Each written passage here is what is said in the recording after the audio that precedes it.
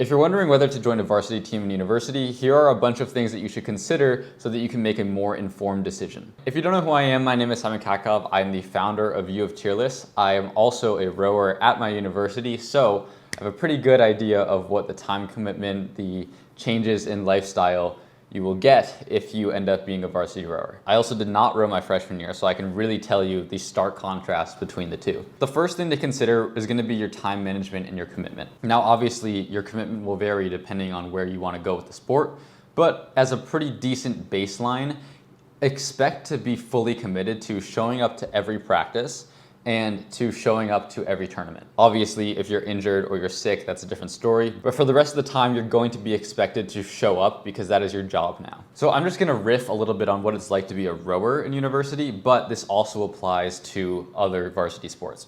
The first thing is that there's going to be a lot of early mornings. Now, the rowing team is practiced from 5:30 to 7, and so this is a pretty good indication of what it's going to be like on the back end the night before. So it's going to be a lot of early nights to bed. I honestly think that going to bed early is harder than waking up early. So I definitely keep that in mind, is that your schedule is going to change and there's going to be a lot of things that you can't partake in simply because you have to start managing things around training because training takes priority.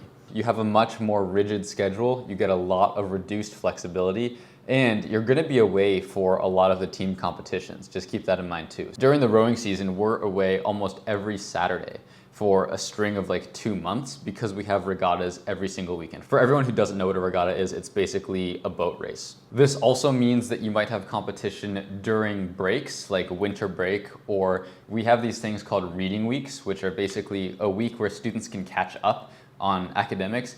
Usually they're before midterms, but sometimes they're after, which I don't understand at all because you're supposed to use them to prepare for midterms, but I digress. A lot of people like to go home during those weeks, and you might end up having to stay to go to a competition or to have practice throughout those breaks. Also, in terms of just specifically for rowing, it does take up almost all of your weekend, especially for lightweight rowers. Now, I'll get into this much deeper in a different video on what it's like to actually be a rower in university. So if you want to watch that video, stay tuned, make sure to subscribe. The next category is physical and mental demands. Expect that your body will feel exhausted almost all of the time.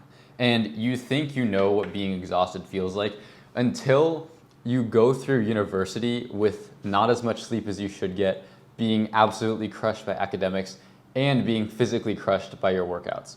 Your body is going to be pushed to the limits almost all of the time on a regular basis. And a lot of it isn't necessarily like the workout itself is hard, because a lot of what we do is just steady state light cardio. It's the accumulation of that over a long time. Like we're talking maybe 20 to 30,000 meters a day. And if you do that every single day for months on end, plus races, that's a lot. One thing to note is that after practice, you're pretty much just gonna be tapped out for like at least an hour or an hour and a half. That will reduce the amount of time that you have available for academics. It's not just what you do in practice that takes time away from academics, but it's the time to recover from that as well. So you're also gonna need a lot of time for recovery. You're gonna need to eat a lot more. You're gonna need to drink way more water. You're gonna have to pee a lot more. I don't know if you can't see this on camera, but this is my jug of water. Like it's a 2-liter jug, and I finished like 2 to 3 of these per day. So it's just constantly drinking water. You're also gonna need to be a lot more strict with your nutrition. In terms of rowing, like we kind of just eat everything under the sun, but you can really feel a difference, not just in like body composition, but performance-wise and energy-wise.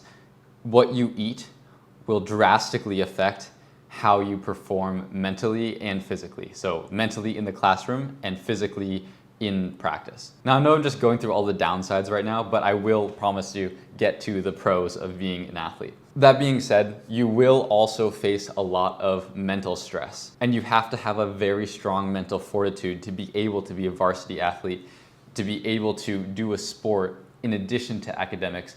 And a lot of the time, people will look for that in like job opportunities and stuff because they know what it takes to be able to have something that you're committed to physically and mentally. There's also a significant amount of time that you're gonna need to spend in terms of injury prevention or just injury management if you do get injured. Injuries are not uncommon. They do offer physiotherapy for pretty much all of the athletes for free, but it does still take away from your day. It takes away from your quality of life. And obviously when you do a sport, your risk of injury goes up. I actually just spent the last year only being able to bike because my back was injured from rowing. So yeah, definitely take that with a grain of salt because I've gone through a lot of training on my own, which is pretty miserable because nobody's around to support you. You just got to get up and do it every single day.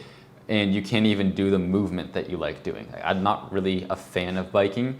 I'm good at biking, but I don't really like it. I really like erging. For those of you who don't know, the erg is basically the rowing machine, the concept too. I'll put a picture up on the screen right there. So now we get into a little bit more of the pros of what it's like to be a varsity athlete. And the first one is obviously your social circle. You become really close-knit with all of the people on your team. You really feel like you have a sense of belonging. And in such a big university, at U of T, I think there's 80,000 people, so across both campuses. And it really helps to narrow things down. It really helps you find a sense of community in a place that is so big that it feels like it might swallow you up. And a lot of the time, I feel like some students, even though they're surrounded by people, they still feel alone. Now, this does also come as a double-edged sword because when you see all of your teammates in practice, you're like, yeah, hanging out, blah, blah, blah, having fun. It's also time to dial in.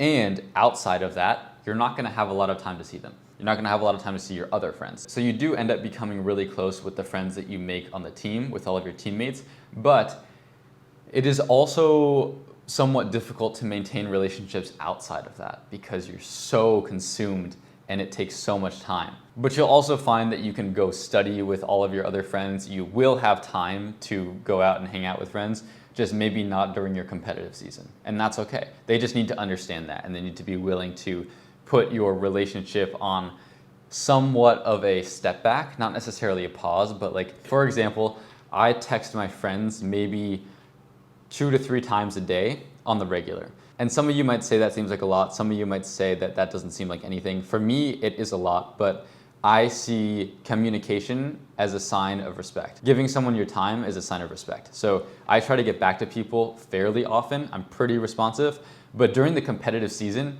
it could go down to once every 3 to 4 days. I'm not on my phone. I'm dialed into the competitive season. I talk to people in person. If they want to hang out, that's absolutely fine, but it's not like I don't see their text, I just don't have the energy to respond to it. And a lot of my friends from first year, they didn't really understand that, and that's why they're no longer my friends. Or they're more so acquaintances rather than friends. So your social scene and your social dynamic really shifts as soon as you join a varsity team. In terms of the academics, you do get a lot of academic support. Even at U of T, there's a room where only varsity athletes can go that is specifically made to help and make sure that varsity athletes achieve their academic goals while staying on the team. There is also a minimum threshold of GPA that you need to sustain in order to remain on the team because they want to make sure that it's not causing you to fail, and they also want to promote student athlete. So the student comes first, the athlete comes second, and some of the coaches are also understanding of that. My coach is very, very understanding about the fact that on days that we have midterms or finals, we're probably not going to show up to practice, and that's fine. Because missing one practice is not much of a blow to your fitness, but missing a midterm or missing a final is a huge blow academically, so the trade-off is completely understandable. And the last thing I'm going to cover is personal growth and identity. Your identity will be heavily tied to whatever sport you are involved in, because it helps you form such a strong sense of purpose when you're working with people to achieve a common goal. And because you spend so much time in it, for rowers, we train twice a day, so it takes up literally half of our day. It's pretty hard to identify with a lot else other than being a student, because that just is all you do. But it really helps you develop a strong sense of discipline, time management, and goal-seeking abilities. Because you do something so hard on a regular basis, the rest of life almost feels easy. And let's say we're doing an hour to an hour and a half on the erg. That makes studying for an hour feel like nothing because I'm not dying and I'm not getting more exhausted physically throughout that hour. I'm just getting a little bit more mentally tired. And so time just flies by when you're doing hard things because you're so used to doing them. You also tend to acquire a lot of leadership abilities. The ability to, as an upper year, teach what you know to incoming freshmen and sophomores that is a teaching ability. That's an opportunity for you to grow into the role of a mentor. And those are the skills that jobs are looking for that overlap, that show you that you can actually have the ability to manage your own stress, manage your own time, and manage other things that are exterior to that, like other projects that you might be working on, personal goals. You really develop these skills not just in sports, but in every single other aspect of your life. You become much better at communication, at achieving goals that you set. You know the steps to break it down to. You set higher goals, and you also are able to better motivate other people around you. You'll find that you just become more stable in your identity and stable in uncomfortable circumstances.